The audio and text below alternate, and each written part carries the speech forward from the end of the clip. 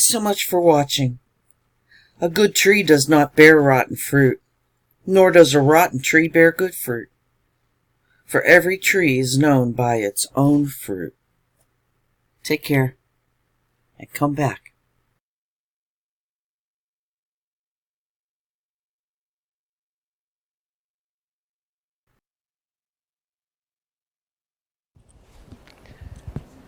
I remember this moment distinctly. I was walking from my barn to my house with my dogs and cats, and I took a moment to just glance over at my whole family. My 3 beloved horses, my 3 beloved dogs, my 4 beloved cats. And I noticed that I wasn't actually in grief anymore. I'd gone through about 10 years of cancer between my 2 parents, and my dad had been dead a couple of years. And I felt this relief. Nobody was dying, nobody was sick. And then that relief door slammed shut when I realized, yeah, most of my family is dead, and I have 10 animals, and they're all going to die. So I started taking stock. Who was going to go first? Would it be Olivia? Would it be one of the cats? Which one? Or would it be Gabrielle, my 25-year-old Arab? I went through the whole thing. Couldn't this go chronologically? Couldn't there be some order to this? It made me nuts, right? All of a sudden, I'm going through everybody. And we humans need to make some order out of this, don't we? Animals know better. And I honestly believe that if I could be human, if I could be God just for a moment, I would expand the lifespan of dogs and cats. I would improve the intestine of the horse, and I would make smoking and drinking completely healthy. Actually, if I could be God, I would end this whole death thing altogether. Nobody's going to the Rainbow Bridge, not on my watch. And you know that Rainbow Bridge, right? That meadow in front of heaven where when our animals die, they go there and they wait for us. And then when we die, they take us into heaven with them. I've been an animal communicator for about 20 years.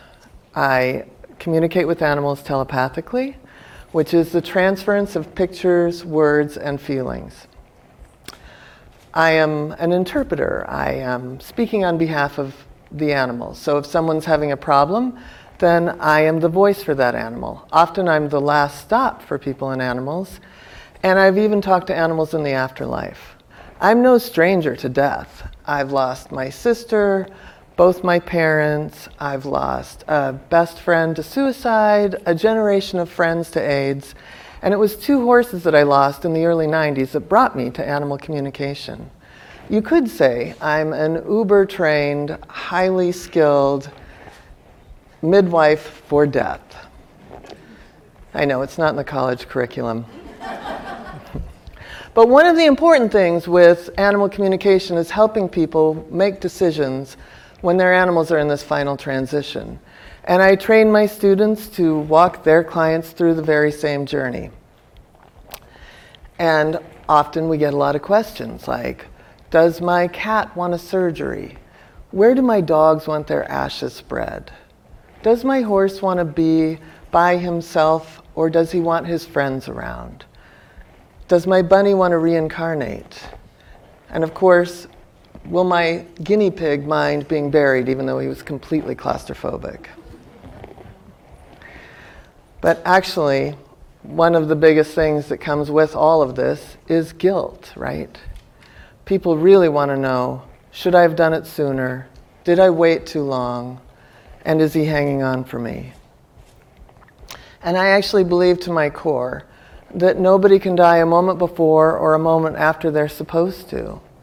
They're all in their little dog, cat, and horse suits containing a soul, and that soul has a mission, a purpose, a trajectory, a karma, a wounding, and a potential for healing in this lifetime.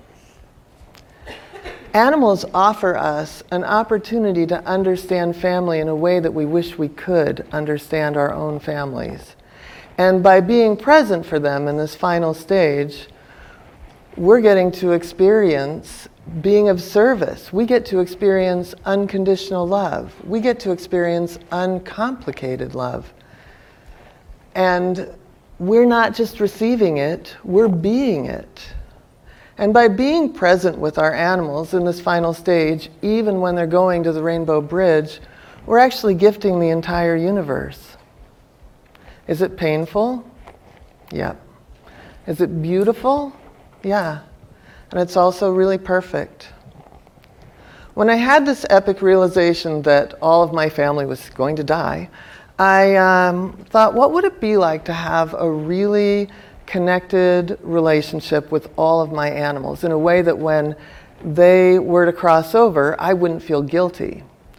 And so I thought about a few of my animals. Some of them had a specific reaction to my stress. And often we think that animals are mirroring us. I think it's much deeper than that. I think they're actually first responders to our energy. So I thought, I'm going to level out my stress and I'm going to replace it with harmony. And soon after that moment that I was really engaged in that, my horse Gabrielle was diagnosed with a bizarre little encapsulated cancer. And once I had that removed, I realized we really were on a time bomb, sitting on a time bomb. And so I took everything I knew and everything I'd ever learned, and I downshifted into what I call Preciousville. And in Preciousville, we were slowing time down completely. All of us, we took care of each other in a way that we made up for each other's weaknesses in our older age. We laughed at cats chasing the dogs through the house. We applauded every great dog trick, and even they could have been bad. And I some days rode 3 horses even in the rain. We were all for one and one for all because we knew it was never going to be this way again.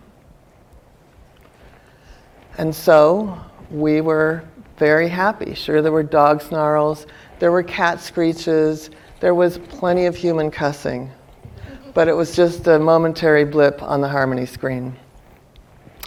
I've been with both my parents, my sister, several friends when they've crossed over. I've actually faced my own death. I've gone down in a small airplane. I was nearly murdered in my sleep. I'm not afraid to die. I'm just sick of everyone else dying.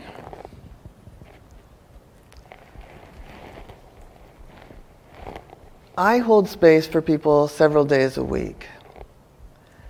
Sometimes it's just so that they can grieve. They grieve about their animals in a way that isn't safe for them with other people. People say to them often, it's just a cat, it's just a dog, you can get another parakeet. Not even recognizing that it's a family member. And that family member can offer so much more. That family member, that animal is never going to grow up and not talk to you. That animal is never going to grow up with a different political belief than you. That animal is never going to grow up and marry an asshole. Right? Instead, they love like a continuum. And when that much love goes away, it's like the sun going down forever. And our animals offer us an opportunity to be a better us, an us that we don't always get to be with other people. I mean, I swear, people in animal relationships I know, 90% of them are better than most of the people-people relationships I know, right? And when you look into an animal's eyes and you see that innocence, you also see your own innocence being reflected back.